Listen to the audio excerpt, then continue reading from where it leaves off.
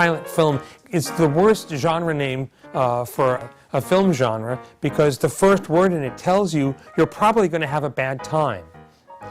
You know, oh, would you like to go play with a dead puppy? No. You know, film is this wonderful, fun thing, and you put the word silent in front of it. It sounds like, you know, we're going to go to a bar, but it's in a library.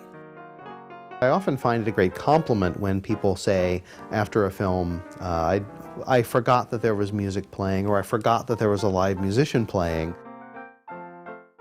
The best thing someone can say to you after a show is, I forgot you were playing. That's when you know that what you're doing is working.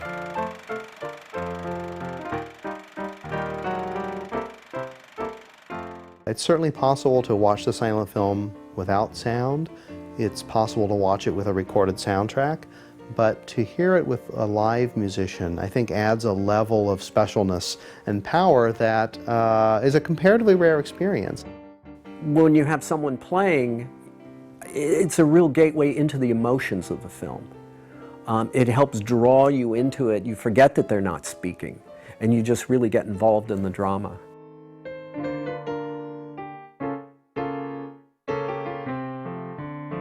Every time I watch a movie, I'm in awe of these guys because they're doing multiple things. They're playing their instrument, but they're watching the screen to see what's happening on the screen. You'll start rolling with the story usually by, the end of the first reel, about 10, 11 minutes in. You get the pacing of it within the first minute of the picture, seeing how the scenes are cut together.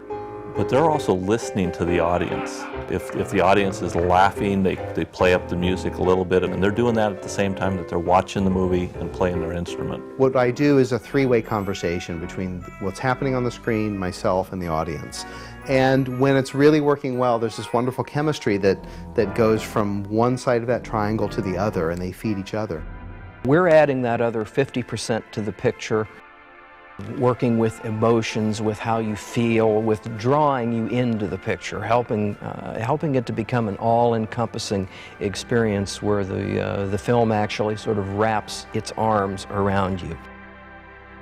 Silent film music, and I think film music in general, needs to be pretty enough to listen to, but not interesting enough to pay attention to, because we're here to watch a movie.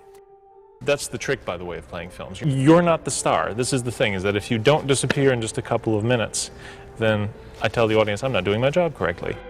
I can tell when things are firing on all 6 cylinders, and you just feel good and it's going right, and you've caught the tone correctly, and you've got the rhythm. You know, you're really with it.